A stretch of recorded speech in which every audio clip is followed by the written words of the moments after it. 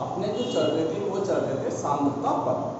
तो ये जो सांद्रता पद विलेन वाले जो लेसन में से ज़्यादातर आपके एक न्यूमेरिकल्स आता है, और जो वो न्यूमेरिकल्स आता है वो आपके सांद्रता पदों में आता है। कल के वीडियो में आपने प्रैक्टिस करी थी आंकिक प्रश्नों की। आज भी अपन कुछ आंकिक प्रश्न और देखेंगे कि किस टाइप के ये सवाल अपने आते हैं और इनको अपन किस प्रकार से क्या करते हैं, हल करते हैं। जैसे आपको मैंने एक क्वेश्चन लिखा है, देखो आप, ग्लूकोज का जले विलेन 10% W/W है। विलेन का घनत्व 1.2 ग्राम पर मिलीलीटर है, तो मोललता, मोल अंश व मोलरता की गणना करो। अब इस एक ही सवाल के अंदर हमसे तीन चीजें पूछी इन्होंने। सवाल एक ही है, इसने तीन चीजें हमसे पूछी। पहली चीज तो इसने हमसे पूछी कि इसकी मोललता ज्ञात करो। सेकंड इसने हमसे पूछी कि इसकी मोल अंश ज्ञात करो। और थर्ड चीज जो इसने हमसे पूछी वो क्या पूछी, मोलरता। यानी एक ही सवाल के अंदर हमें तीन चीजों की गणना करना है, मोललता, मोल अंश और मोलरता। तो बच्चों पहले इसने हमें क्या दे रखा है, सबसे पहले इसने दे रखा है कि विलेन की जो हमारे पास जो इसने हमें सॉल्यूशन दिया है, उस सॉल्यूशन की जो कंसंट्रेशन है, उस सॉल्यूशन की जो सांद्रता है, वो सांद्रता कितनी दे रखी है, 10% W/W। अब मैंने आपको पढ़ाया था कि W/W मैंने आपको बताया था, फिर मैं एक बार रिवाइज कर रहा हूं, W/W, W/V, ये तीन चीजें आपके परसेंट में आती है। इसका मतलब वो भार प्रतिशत यानी द्रव्यमान प्रतिशत, इसका मतलब द्रव्यमान आयतन प्रतिशत, इसका मतलब आयतन प्रतिशत। इसमें विलेय भी भार में होगा और विलेन भी भार में होगा। इसमें विलेय भार में होगा, विलेय आयतन के रूप में होगा। इसमें विलेय भी आयतन के रूप में और विलेन भी आयतन के रूप में। तो आपको जो है विलेन की जो सांद्रता दे रखी है वो कितनी दे रखी है, 10% W/W। तो इसको हम हल करते समय इसका सबसे पहले हम मतलब समझते हैं। 10% W/W का अर्थ। तो बच्चों इसका अर्थ क्या हुआ, मैंने आपको पहले भी बता चुका हूं मैं कि ये जो 10 ग्राम विलेय है, ये विलेय कौन है हमारे पास, ग्लूकोज। यानी 10 ग्राम ग्लूकोज का जले विलेन है। 10 ग्राम ग्लूकोज से 100 ग्राम विलेन बनाया गया है। यानी विलेय की जो मात्रा है, विलेय कौन है आपके पास, ग्लूकोज की मात्रा, ग्लूकोज का जो द्रव्यमान है वो कितना है आपके पास, 10 ग्राम। अब विलेन कितना आएगा, 10% है, प्रतिशत किस पे निकालते हैं, 100 पर। तो विलेन की मात्रा, विलेन का जो द्रव्यमान आ गया वो आपके पास कितना आ गया, 100 ग्राम। तो विलेय का द्रव्यमान भी आपको मालूम पड़ गया और विलेन का भी। तो विलायक का और निकाल लेते हैं, क्योंकि हमसे पूछ रहा है मोललता, और मोललता में विलायक के द्रव्यमान की हमें क्या होती है, जरूरत पड़ती है। तो विलायक कौन है आपके पास, जल, क्योंकि जले विलेन है।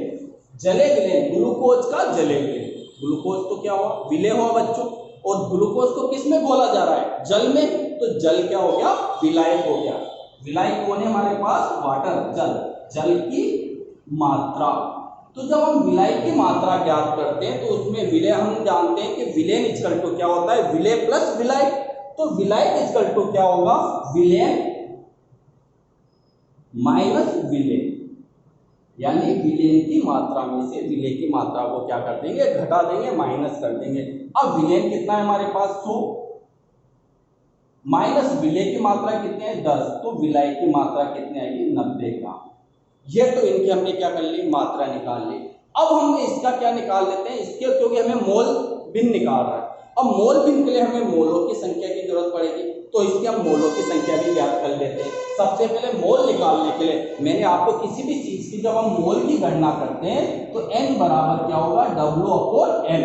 किसी भी पदार्थ के अगर मोलों की संख्या निकालना है तो पदार्थ के भार में उसके अणुभार का क्या कर देते हैं, भाग दे देते हैं, तो उसके मोलों की संख्या आ जाती है। सबसे पहले हम विलेय के मोलों की संख्या, विलेय मोलों की संख्या के लिए अणुभार निकालना है। विलेय कौन है, ग्लूकोज, C6H12O6। ग्लूकोज का फॉर्मूला क्या होता है, C6H12O6 का अणुभार। अब ग्लूकोज का अणुभार कार्बन 6 है, इधर देखो, तो 6 × 12 प्लस 12 × 1 प्लस 6 × 16। जब आप इसकी टोटल कैलकुलेशन करोगे तो इसका मान आ जाएगा 180 यूनिट या मोल ग्राम पर मोल। ये इसका ग्लूकोज का क्या निकाल लिया आपने, मोलर द्रव्यमान निकाल लिया, अणुभार निकाल लिया। दूसरा विलायक हमारे पास कौन है, जल का भी आप निकाल लो, H2O का मोलर द्रव्यमान आप सब जानते हो 18 होता है। 18 कैसे आते हैं, 2 जल प्लस 16, तो कितना आ गया 18 ग्राम पर मोल। या आपने क्या करा, विलेय का अणुभार भी निकाल लिया और विलायक का अणुभार भी निकाल लिया। अब आप इसमें क्या निकाल लो, मोलों की संख्या ज्ञात कर लो, क्योंकि आपसे पूछ क्या रहा है ये कि मोल अंश, और मोल अंश के लिए मैंने आपको बताया था कि विलेय के मोलों की संख्या व कुल मोलों की संख्या के अनुपात को हम उस घटक की क्या कहते हैं, मोल भिन्न कहते हैं या मोल अंश कहते हैं। तो मोल अंश के लिए हमें किसकी जरूरत पड़ेगी, मोलों की संख्या की। सबसे पहले मैं ग्लूकोज के मोलों की संख्या ज्ञात करता हूं। ग्लूकोज के मोलों की संख्या के मोल, ग्लूकोज को मोल को हम मान लेते हैं Mg, N का मतलब मोल होता है, G का मतलब हमने मान लिया यहाँ पर ग्लूकोज। तो जब ग्लूकोज के मोलों की संख्या निकालेंगे तो ग्लूकोज का भार कितना है, देखो ग्लूकोज का भार, विलेय की मात्रा 10 अपॉन ग्लूकोज का अनुभार, ग्लूकोज का अनुभार कितना रहा है 180। तो आपके जो ग्लूकोज के जो मोलों की संख्या आ रही है वो मोलों की संख्या कितनी आ रही है आपके 1/18। जब 18 में इसका भाग देंगे हम तो इसका जो मान आएगा 10 में नहीं जा रहा, 100 में 18 का भाग 0.05 मोल।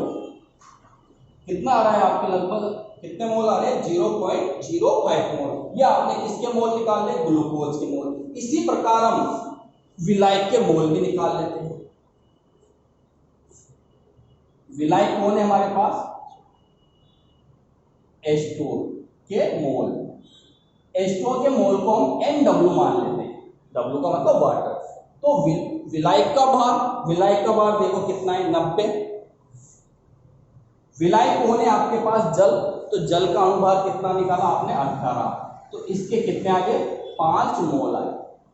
अब आपने जो विलेय में दो ही घटक थे आपके पास, एक तो ग्लूकोज था और दूसरा जल था, तो ग्लूकोज के मोलों की संख्या भी आपने निकाल ली और जल के मोलों की संख्या भी आपने निकाल ली। तो कुल मोलों की संख्या क्या आ गई आपके पास, कुल मोलों की संख्या, कुल मोलों की संख्या हमारे पास ग्लूकोज के कितने आगे देखो बच्चों 0.05 प्लस जल के मोल कितने हैं 5, तो ये हो गए 5.05 मोल कुल मोलों की संख्या की। अब हमें क्या निकालना है, सबसे पहला टॉपिक हमसे पूछ रहा है, देखो मोललता। फर्स्ट गणना हम कर रहे हैं इसमें मोललता। अब मोललता,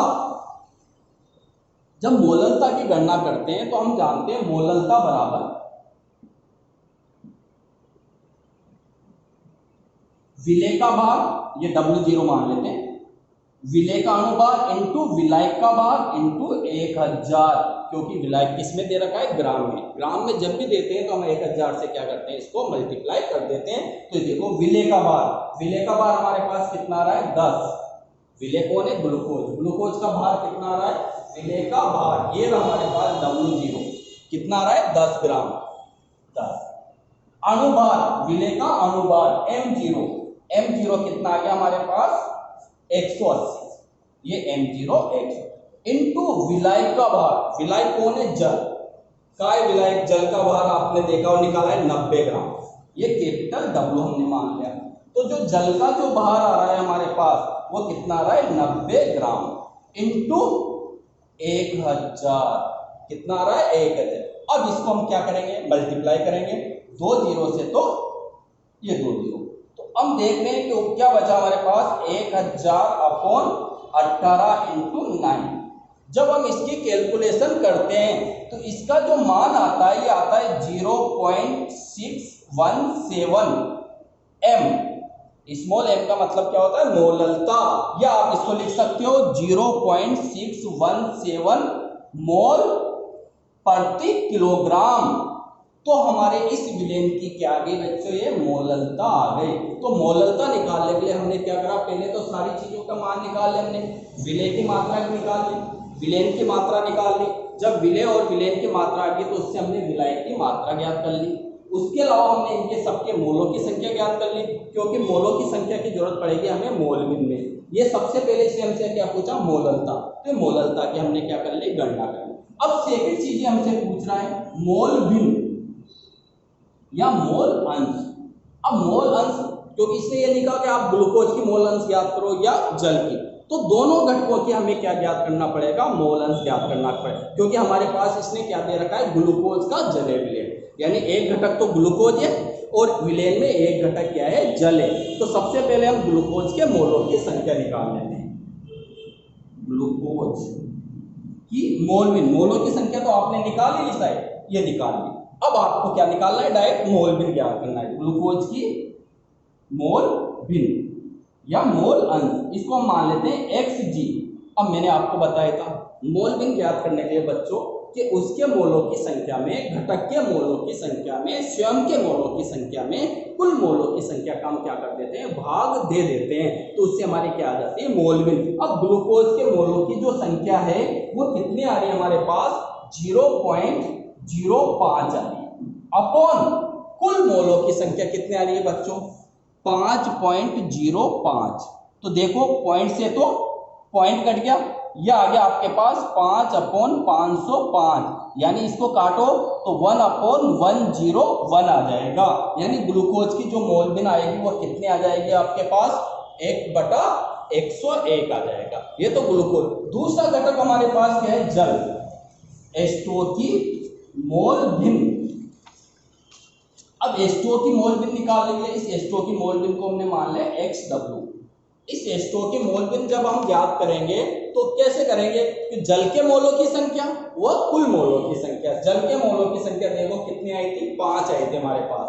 जल के मोलों की संख्या कितनी आ रही है, 5, ये 5, और कुल मोलों की संख्या कितनी है, 5.05। तो पॉइंट हटाएंगे इसके, ये हो गया हमारे पास 500/505, इसको 5 से काट देंगे 100/101, ये जल के मोल भिन्न आ जाएगी। तो इसने दूसरा क्वेश्चन हमसे पूछा था मोल अंश या मोल भिन्न ज्ञात करो, तो ग्लूकोज की भी मोल भिन्न ज्ञात कर ली। कितने है ग्लूकोज की मोल भिन्न, 1/101 आ जाएगी, और जल की जो मोल भिन्न आ जाएगी 100/1। अगर आप इन दोनों को जोड़ोगे तो विलयन की मोल भिन्न आप जानते हो, इन दोनों को ऐड करोगे तो कितनी आ जाएगी, 1 आ जाएगी। हमेशा विलयन की मोल भिन्न कितनी होती है, 1 होती है।